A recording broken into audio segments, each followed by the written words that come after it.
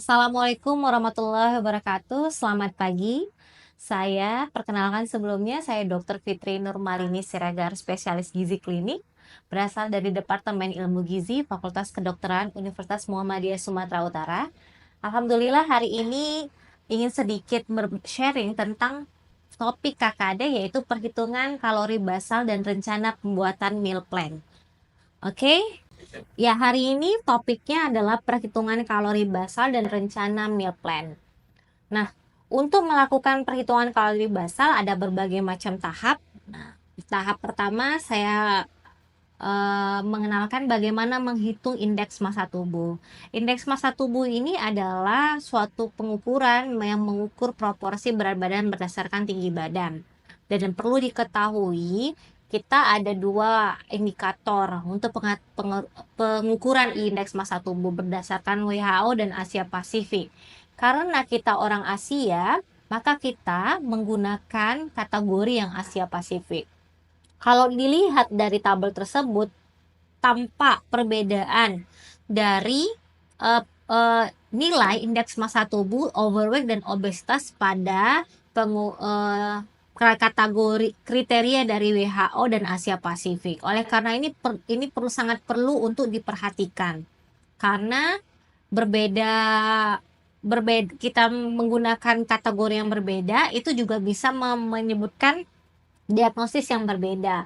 Nah, contoh dilihat bahwa Asia Pasifik obesitasnya dikatakan bila indeks massa tubuhnya di atas 25, sedangkan menurut kriteria WHO itu 25 masih dalam kategori overweight. Jadi perlu diperhatikan. Indeks massa tubuh ini bagaimana cara menghitungnya? Yaitu berat badan biasanya kita dapatkan dengan satuan kilogram. Kalau tinggi badan pengukurannya kita dapatkan dengan satuan sentimeter. Nah, untuk pengukurannya berat badan tetap dengan kilogram, tetapi tinggi badan dikonversikan ke dalam meter. Misalnya 160 cm. Maka dalam bentuk meter adalah 1,6 meter. Jadi indeks massa tubuh itu membandingkan yaitu berat badannya dalam kilogram dibandingkan tinggi badan dalam meter dikuadratkan. Jadi kalau tadi 160 berarti 1,6 dikuadratkan. Artinya 1,6 dikali 1,6. Ya. Nah, langkah selanjutnya untuk menghitung kebutuhan kalori, yang pertama kita akan mengukur berat badan ideal, selanjutnya indeks massa tubuh, kita menentukan kebutuhan kalori basal, kemudian memperhatikan faktor-faktor koreksi, sehingga kita akan menghitung total kebutuhan harian. Tidak hanya kalori yang perlu diperhatikan dalam terhadap nutrisi, yaitu kebutuhan protein juga perlu diperhitungkan, sehingga selanjutnya kita akan membuat bagaimana meal plan sederhana untuk pasien tersebut. Nah, ini ada contoh kasus. Supaya bisa lebih paham, saya akan menginsersikan kasus ini ke dalam langkah-langkah menghitung kebutuhan kalori. Nah, ini ada contoh kasus yaitu laki-laki 55 tahun dengan berat badan 45 kg dengan tinggi badan 165 cm. Pasien tersebut mempunyai penyakit diabetes mellitus dan tuberkulosis. Kalau aktivitas hariannya hanya kegiatan sedentary di rumah. Sedentary ini ya seperti kegiatan-kegiatan santai di rumah, tidak ada aktivitas fisik yang berlebih. Kemudian kita disuruh untuk melakukan kebutuhan kalori harian serta menyusun meal plan sederhana pada pasien tersebut. Maka tahap pertama yaitu menentukan berat badan ideal. Bagaimana cara menentukannya? Yang pertama, ada dua cara sebenarnya. Bagaimana yang mana yang paling memudahkan nanti silahkan adik-adik gunakan. Berat badan ideal dihitung dari 90% 90% dari tinggi badan dalam sentimeter dikurang 100. Nah, kalau misalnya nih tinggi badannya 165 berarti 90% dikali sebelumnya tinggi badan 165 dikurang 100 berarti 90% dari 65. Pengecualian rumus ini tidak bisa dipakai apabila tinggi badan laki-laki di bawah 160 cm, wanita di bawah 150 cm. Tidak perlu pakai 90%, cukup tinggi badan dalam sentimeter dikurang 100 saja. Nah, Jadi contoh pada kasus ini laki-laki tinggi badan 165 cm. Kalau dilihat dari kasus tersebut kita memakai rumus yang atas karena tinggi badannya di atas 160 cm. Nah, kok berbeda ya yang saya pakai dengan yang di atas itu sama saja. Kalau yang di atas ini 90%. Kalau yang ini kurang 10%. Kenapa ini lebih mudah? Nah, ini contohnya. Tinggi badan 165, berarti 165 dikurang 165 kita dapatkan. 10% dari 65 kan mudah, tinggal 65 dibagi 10, yaitu kurang 6,5. 65 dikurang 6,5, 58,5. Ini memudahkan kita dalam taktis pemakaiannya sehari-hari. Lebih mudah tanpa menggunakan kalkulator, kita juga bisa menghitungnya. Ya. Nah, pada kasus ini kita dapatkan berat badannya 58,5. Pada pasien ini berat badannya 45 kg, berarti jauh sekali ya secara terlihat jelas bahwa berat badannya ini sebenarnya jauh sekali jaraknya antara berat badan aktual, yaitu berat badan pasien tersebut, dengan berat badan ideal. Nah, selanjutnya kita menghitung indeks massa tubuh. Nah, pasien ini mendapatkan berat badan 45 kg dengan tinggi badan 165 cm. Maka IMT-nya 45 dibagi tinggi badannya harus dikonversikan dulu ke meter, yaitu 1,65. Nah, 1,65 ini dikuadratkan. Berarti 45 kg dibagi 2,72 meter kuadrat didapatkan 16,5 kg per meter kuadrat. Nah, kita lihat ini kategori apa? Kita lihat di kategori Asia Pasifik didapatkan bahwa IMT ini di bawah 18,5. Maka kategori pada pasien ini IMT-nya adalah underweight, kurus ya. Selanjutnya, tugas berikutnya adalah kita menghitung kebutuhan kalori basal. Kebutuhan kalori basal ini adalah jumlah kalori yang digunakan untuk organ-organ dasar kita untuk bisa hidup ya, digunakan jantung, paru, otak. Jadi ini adalah kebutuhan kalori basal. Nah, untuk pasien normal kebutuhan kalori basalnya normal dan obesitas. Pria 30 kilokalori kali berat badan ideal. Wanita 25 kilokalori dikali berat badan ideal. Untuk underweight, ini hati-hati yang dilihat ya. Untuk pasien underweight 30 kilokalori dan 25 kilokalori ini dikali berat badan aktual, bukan berat badan ideal. Makanya itu saya titik tekankan bahwa kita penting sekali tahu indeks massa tubuh pasien ini dalam kategori mana. Nah, kalau pada pasien ini dia termasuk kategori underweight, maka pengalinya bukan berat badan ideal, tetapi berat badan aktual. Kalau nanti satu kasus ini kategori IMT-nya masuk ke dalam kategori normal weight dan obesitas, maka kita menggunakan pengalinya berat badan ideal. Nah, pasien ini laki-laki, maka kita pakai 30 kilokalori dikali berat badan aktual yaitu 45 kg. Itu 1350 kilokalori. Ya. Kenapa mesti berat badan aktual? Kalau pasien-pasien dengan underweight, kita curiga adanya penurunan asupan yang cukup lama atau kebutuhan harian yang tidak tercukupi dalam waktu lama. Kalau kita menggunakan berat badan ideal, bisa jadi kebutuhan kalori basalnya cukup besar, dan apabila kita berikan secara tiba-tiba, itu akan meningkatkan resiko craving syndrome. Jadi memang kalau pada pasien-pasien ini memang perlu assessment lebih lanjut ya. Kalau pasien-pasien dengan underweight, apalagi dengan komorbid seperti pasien ini dengan obesitas dan diabetes mellitus, itu jangan buru-buru terlalu banyak di awal. Bagus nanti perlahan-lahan. Jadi makanya perlu diperhatikan penggunaan perhitungan kalori basal menggunakan berat badan aktual atau ideal disesuaikan dengan indeks massa tubuh. Nah, setelah kita tahu kebutuhan kalori basalnya, kita lihat faktor-faktor koreksinya. Nah, ada faktor usia, aktivitas fisik, stres metabolik, berat badan. Nah, usia kalau 40 sampai 59 tahun dia dikurang 5%, 60 sampai 69 dikurang 10%, lebih dari 70 tahun dikurang 20%. Kemudian aktivitas fisik atau pekerjaan, kalau keadaan istirahat 10%, kalau aktivitas ringan seperti ibu rumah tangga, sedentary lifestyle itu ditambah 20%. Kalau aktivitas sedang seperti ada aktivitas olahraga, jogging, bersepeda yang lebih aktif di rumah ditambahkan 30%. Kalau dia mempunyai aktivitas-aktivitas seperti bertani, buruh, atlet, militer, keadaan latihan-latihan khusus seperti atlet ya, itu ditambah 40%. Kalau sangat berat seperti tukang beca, tukang gali, tukang bangunan, itu ditambahkan 50%. Kemudian kadang-kadang stres metabolik, misalnya pasiennya demam, ada infeksi, ditambahkan sepsis kalau di rumah sakit melakukan operasi besar seperti laparotomi, operasi kraniotomi dan sebagainya, ditambah 20%. Kalau pasien yang mengalami trauma berat, luka bakar, multiple trauma, kecelakaan, banyak bagian yang mengalami trauma, ditambahkan 30%. Nah, kemudian tadi yang kategori IMT tadi, kalau dia masuk dalam kategori overweight dikurang 20%, obesitas dikurang 30%, kalau underweight ditambah 10-20% termasuk, tergantung kita. Nah, kita balik ke contoh kasus pasien ini. Pasien ini laki-laki 55 tahun, ada underweight, kegiatannya aktivitasnya sedentary lifestyle. Kalau dari usia, dia dikurang 5%, ya, total faktor koreksi ya ini ya, dikurang 5%. Kalau aktivitas fisik, dia masuk aktivitas ringan, berarti plus tambah 20%. Kemudian dijumpai ada faktor infeksi karena dijumpai diabetes mellitus dengan TB, tuberkulosis, maka ditambah 10%. Kemudian berat badannya underweight ditambah 20%. Maka total faktor koreksinya ditambahkan ya minus 5 ditambah 20%, tambah 10%, tambah 10%, didapatkan positif 35%. Persennya dari mana? 35% ini diambil 35% dikali dikali kalori basal ya. Jadi ini jadi total kebutuhan kalori adalah kebutuhan kalori ini sejumlah kalori yang dibutuhkan harian. Nah, itu dilihat dari kebutuhan kalori basal. Ini adalah kebutuhan kalori yang dasar untuk tubuh kita memenuhi fungsinya.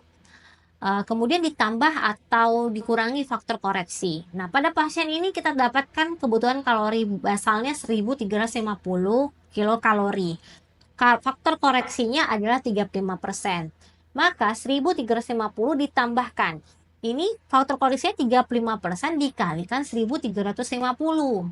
Jadi didapatkan 472 kilokalori. Maka kebutuhan kalori hariannya didapatkan 1822 kilokalori. Tidak sampai kalori, kita harus memenuhi kebutuhan protein. Itu yang akan menunjang penyembuhan, apalagi pada pasien ini didapatkan diabetes mellitus dengan tuberkulosis. Kemudian ini juga kalau untuk hari-hari itu menunjang fungsi otot dan sebagainya.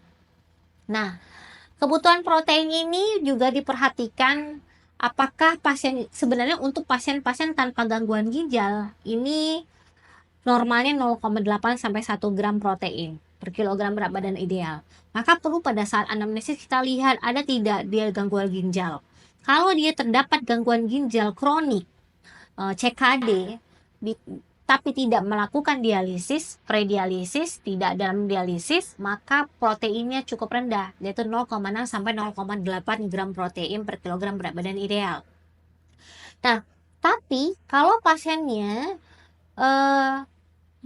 CKD, gangguan ginjal kronik tetapi dialisis atau cuci darah, kebutuhan protein cukup tinggi, yaitu 1,2 sampai 1,5 gram protein per kilogram berat badan ideal. Ini juga bisa dipakai untuk pasien-pasien dengan komorbid infeksi, sepsis, trauma, gangguan ginjal kronik dengan hemodialisis. Normal boleh nggak sampai 1,2? Silahkan. Tapi ini memang berarti cukup besar atau memang perlu dinaikkan secara perlahan. Mungkin di tahap awal dipakai yang ini, nanti kalau sudah bisa mencapai kebutuhannya, boleh dipakai dengan rumus yang ini.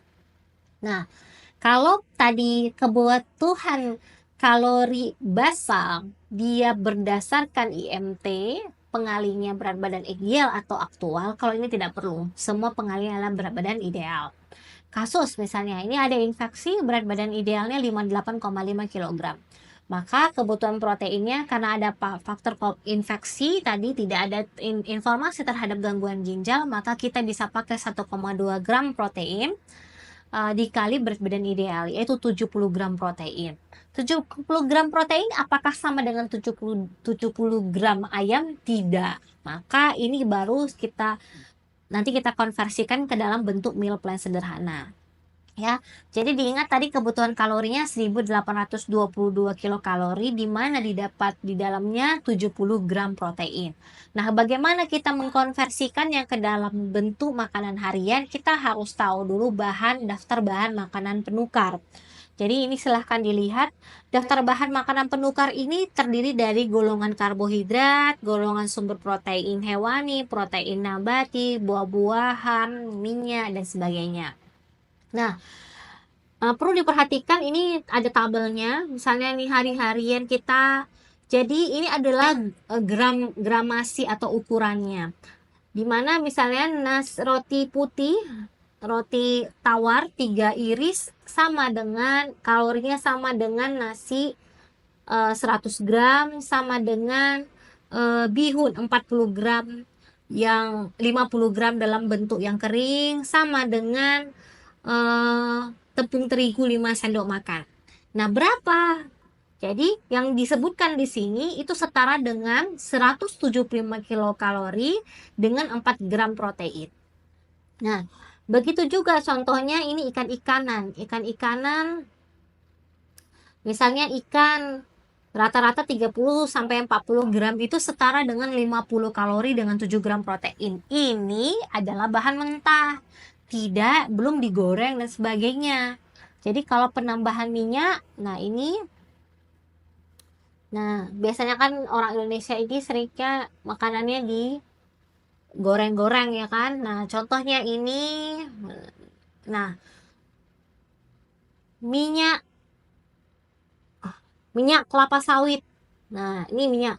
Golongan minyak atau lemak, ini takarannya 60 gram alpukat, itu sama dengan minyak 1 sendok teh, yaitu 50 kilokalori dengan 5 gram lemak.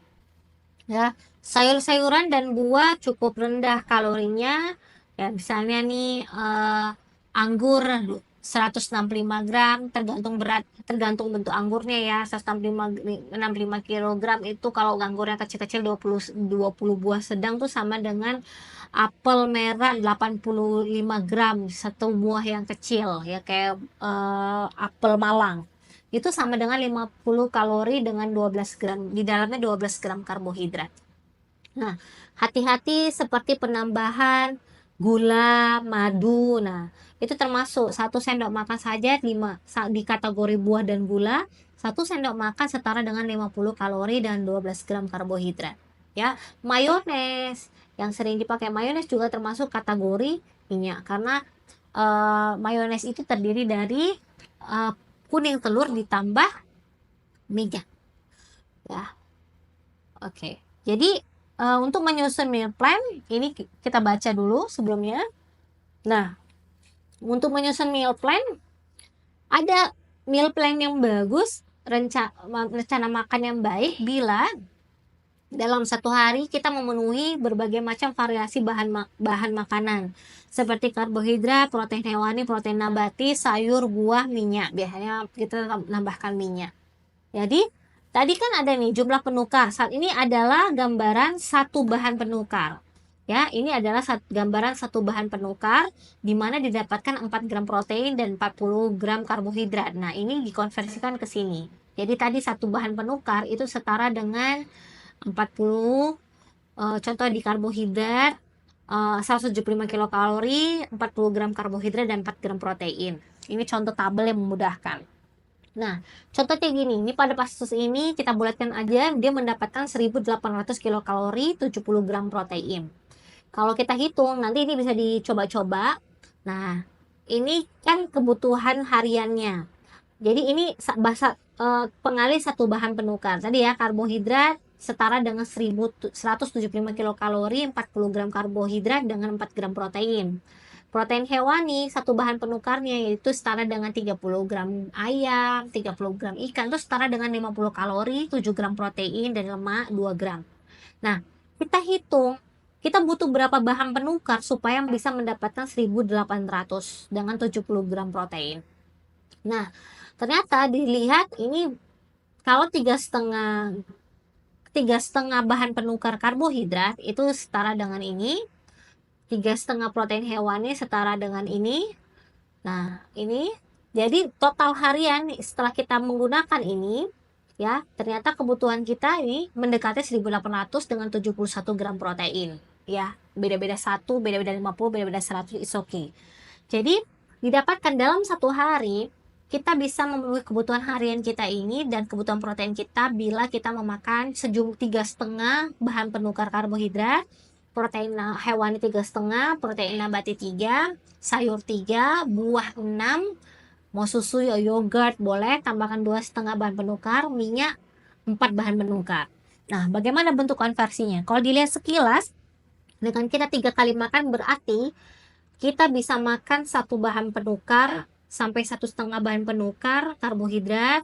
Di tiap makan kita mendapatkan 1 bahan penukar protein hewani, protein nabati. Kita mendapatkan 1 bahan penukar sayur di setiap kali kita 3 kali makan utama. Nah, buah-buahan bisa dipakai bersama dengan makan ataupun ditambahkan di jam snack. Boleh tambahkan susu. Kita mempunyai kelegaan penggunaan minyak pada saat menggunakan mengelola protein hewani 4 bahan penukar. Ya, kalau tadi 1 bahan penukar minyak setara dengan 1 sendok teh, berarti kalau 4 berarti kurang lebih 2 sendok makan. Nah, bagaimana bentuknya? Nah, ini bentuknya. Makan utama, kita butuh 1 bahan penukar. Berarti nasi 100 gram. Protein hewaninya kita bisa bikin telur ora-ari, minyaknya setengah sendok makan. Pakai protein nabati, tahu ini bisa dimasukkan ke dalam sayur. Tahu tambah toge tambah brokoli, ya. Kemudian siang kita biasanya siang orang makannya lebih banyak, maka 1,5 tadi kan kita punya karbohidrat 3,5, berarti 1 dimakan pagi, 1 dimakan malam, makan siangnya 1,5. Nasi 150 gram, filet ikannya 1,5 bahan penukar kurang lebih 50 gram, ditambah protein nabati yaitu tempe, sayurnya capcay boleh. Kemudian yang ini filet ikan lebih kecil tambah sambal lado, bahan penukar tahu atau tempe bisa dimasukkan dalam capcay, ya. Nah, tadi kita punya 6 bahan penukar buah-buahan. Nah, biar nggak karena terlalu kecil kalau dibagi 6 maka bisa dibagi menjadi 3 bahan penukar 2 bahan penukar di jam snack, yaitu apel atau pir 200 gram tambah yogurt. Tadi kan ada penggunaan yogurt dengan di jam 10 dan 15 ditambahkan jam 20 diberikan tambahan pisang 100 gram. Jadi kok bisa dapat hasilnya seperti ini? Kita hitung berdasarkan tadi bahan penukar tadi. Jadi nanti ketika kita mendapatkan jumlah kalori yang tadi 1.800, kita coba di sini dulu. Nah, kita coba konversikan ke sini, baru bahan penukarnya terserah. Gak mesti nasi. Kalau tadi kan, kalau ada 1 bahan penukar karbohidrat, boleh nggak dipakai roti? Boleh. Misalnya tadi nih, roti.